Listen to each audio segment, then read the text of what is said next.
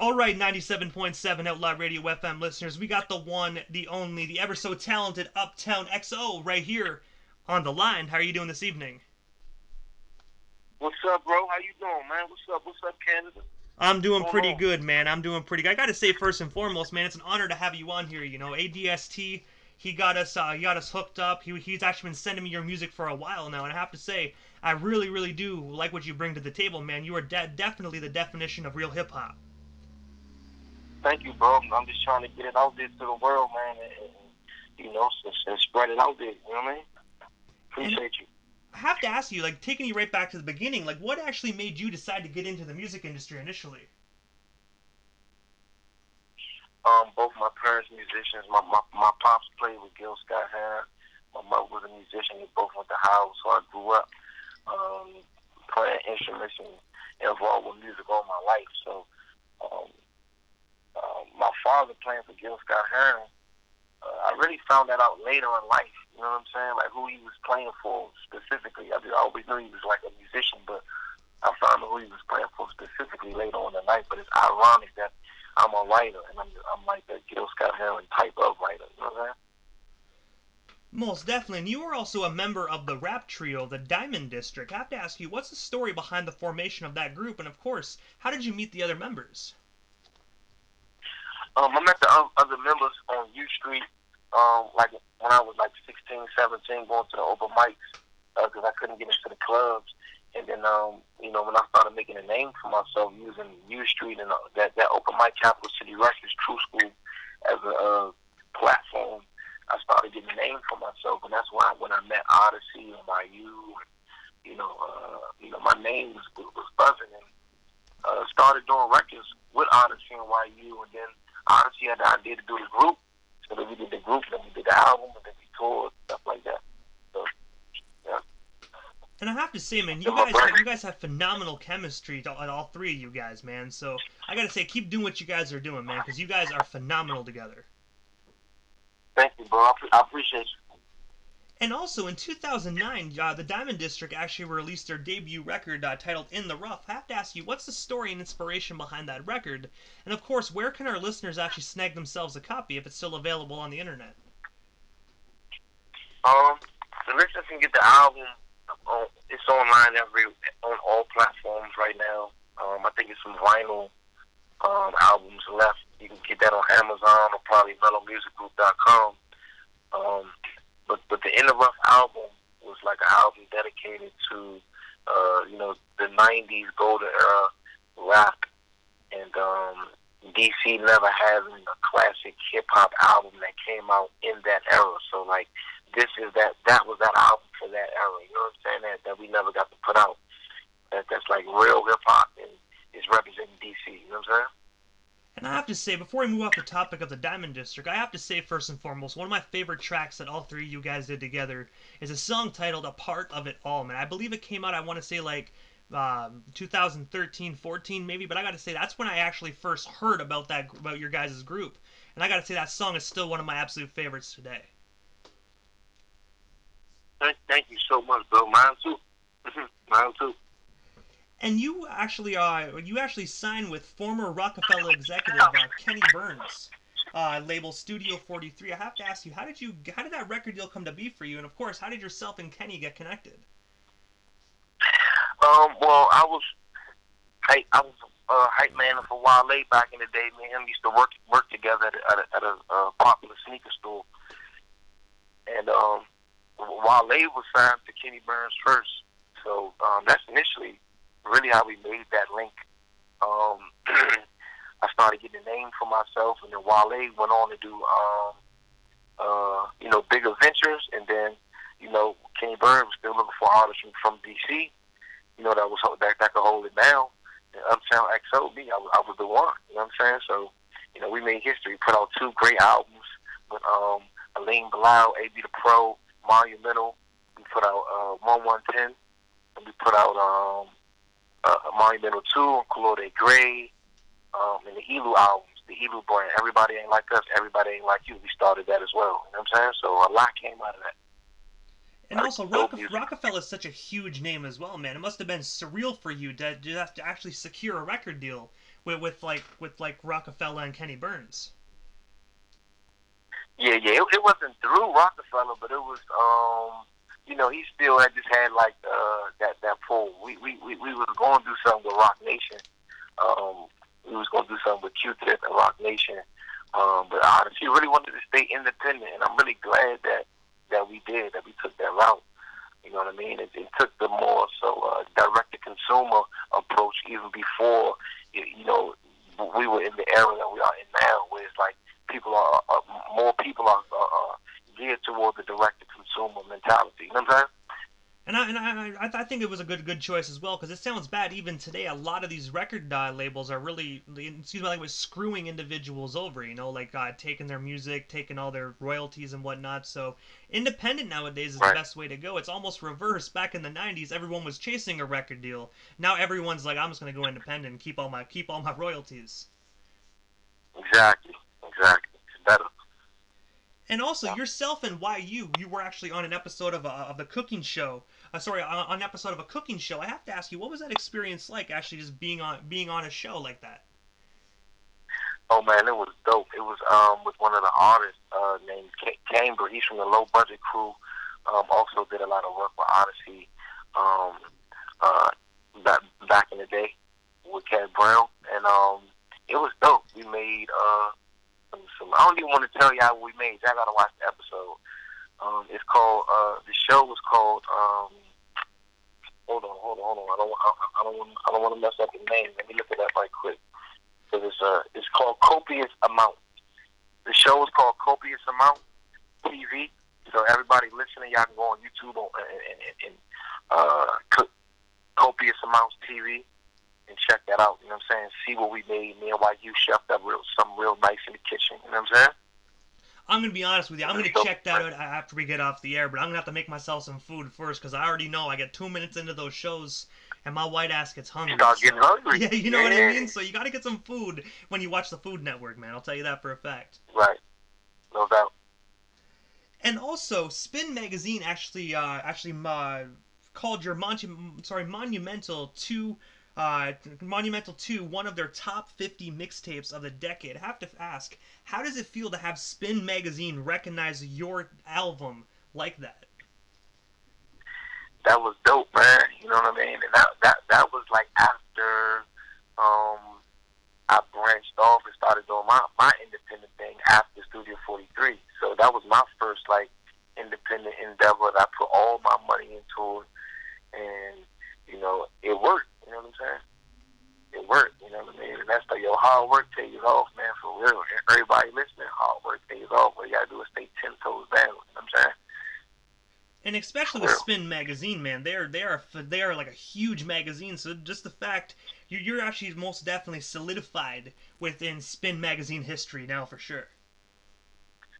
Definitely, yeah, for sure. And we was up there with the heavyweights, like everybody that came out, Soldier Boy and 2 Chainz and all those guys. You know what I'm saying? And Odyssey was up there, and Fat Trail and Tabby Benet. So I wasn't the only one. There was a lot of people from my city that was also included in that list. So it was a lot of dope albums that dropped that year. You know what I'm saying? If you don't mind me asking, like what number did you actually like hit on the top 50 list? I don't remember. I don't remember off top. But I think I was in like the 40s or something like that. Hey man, either way you made the list. That's still phenomenal. You know, not a lot of artists even get a chance to be on the top 500, let alone 50. No doubt. And we was up there with Wiz Khalifa, and, Big Crit and Kendrick Lamar as well. You know what I'm saying? So it was like, Kendrick Lamar dropped the Section 80 joint. He was up there. You know what I mean? With the big boys. You know what I'm saying? So, and that was something that I funded, like little old me. You know what I'm saying? A project that I funded that was like got recognized in the magazine. You know what I'm saying? And Odyssey, he called me like, yo, you in the magazine, whoop you up. You know what I'm saying? I was like, I'm in the magazine, yo, snap.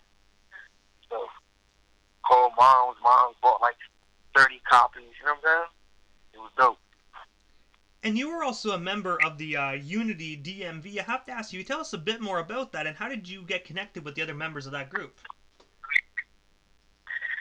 You said say that one more time. Sorry, you were a member of the Unity DMV. I have to ask you, how did you get connected with that group? You said Unity DMV.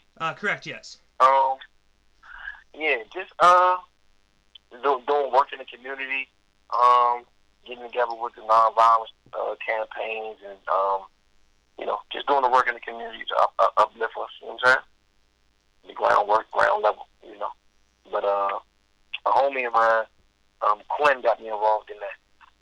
She been down supporting for years, and I'm always told her that I wanted to be involved in in the footwork and the groundwork. You know what I mean? So she started calling me over her crib to have like meetings and stuff, and we've been doing a lot of stuff in the community, and they actually put together a fund that was in the beginning of COVID-19 time. People was like families were getting fed because he was like raising money and stuff. You know what I'm saying? So we've been doing some good work. And also, June 20th, you dropped the video for your song "The Man." I have to ask you, what's the inspiration behind that song? And of course, where can our listeners actually, watch your video? That's out on YouTube right now. The Man is out on YouTube right now, and it's also on my Instagram as well at Uptown XO_EALU. But the inspiration behind that song, I got Messina on that too as well. She's a dope artist. Y'all need to check her out. But the inspiration behind that song was to really promote just manhood. You know what I'm saying? Since corporate over culture over corporate. It's a mentality that comes with the title of the album. So when rappers have brands and we promoting our brands out here, it's a mentality that comes with what we promoting. So since I realize people may be unconscious of that, of the power of what they may be suggesting or people to do or take on. You know what I'm saying? People take on attributes, when they listen to certain music. So since I realized that and know that, I want people to take on the more for your brother, what you want for yourself mentality, and I want people to take on the, let's empower our community aspect of it. So with the Man, I wanted to promote manhood. You know what I'm saying? Since we got all, we got too many artists, you know what I'm saying, that's already promoting the opposite type of message. You know what I'm saying? So let's have a positive message out there. You know what I mean? And I So gotta that was just a commend you on that counter. as well. Because a lot of individuals, man, you know what I mean? They always make negative songs about drugs and sex and partying, but it's individuals like yourselves that really make music for the soul, really make music that makes you think, man. So I gotta say, thank you for just making Yeah. amazing music and helping to keep the spark of the hip hop culture alive. Thank you, bro, for appreciating it and supporting it, man, and spreading it out there. For real. And also, September 9th, you actually released your newest EP, Culture Over Corporate Volume 2. I have to ask you, can you tell us, our listeners, a bit more about that record? And of course, where can they actually buy or actually stream a copy of that EP? CultureOverCorporate.com. It'll take you to my Bandcamp, and then it'll take you to Spotify link to stream it, and so you can buy and stream it. And it's on all platforms, on iTunes, Apple Music, Amazon, Google Play. Well, wherever you at, it's there. But me and Kev Brown, we did that project, and the first one is produced by Drew Dave. Shout out to Drew Dave, and Volume 2 is produced by Kev Brown. And the culture over corporate mentality is like, okay, I'm from DC. I want people to know about the DC culture, so let me get with the best DC producers, you know what I'm saying? And really show the people these series of albums the DC sound. So when people look at the culture over corporate brand, they can see the mentality that I'm promoting, and then they can also see what the sound of the city is like as well, and what's going on in the city based on what I'm talking about. You know, so. And I also have to ask as well, do you have any hard copies available for like our old school listeners that really do love that compact disc format? We have a vinyl. We have the vinyl version um, of the first album, Volume One, Culture Over Corporate Volume One. We have the vinyl version coming in December.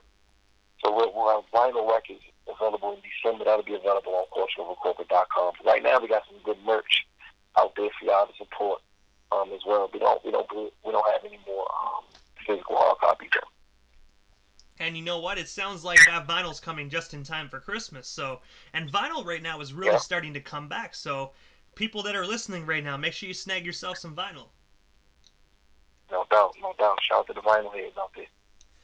And I gotta ask you, Uptown, like, is there anything I missed during this interview? Anything else you still want to promote? We still have you here live on 97.7 Outlaw Radio FM.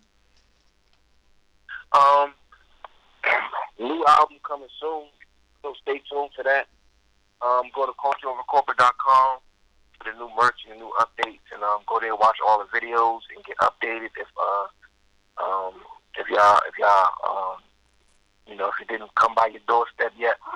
And I thank you, man. You know what I mean? We covered all grounds pretty much, though. And also, Uptown, this is the time in the interview that I give a chance for the individual that comes on the radio station, just a chance to give shoutouts to whomever they want to give shoutouts to, and of course your social media handles. That way our listeners can follow you and stay updated on everything Uptown XO if they're not already doing so. Okay, y'all can check me out at cultureovercorporate.com.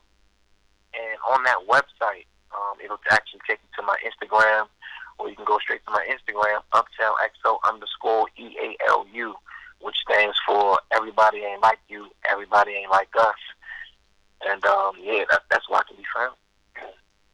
And Yep. I gotta say, Uptown, thank you so much for taking the time out of your busy evening and coming on, Outlaw Radio FM. It was an absolute honor and most definitely a privilege. And hope down the line we can make this happen again. Thank you so much.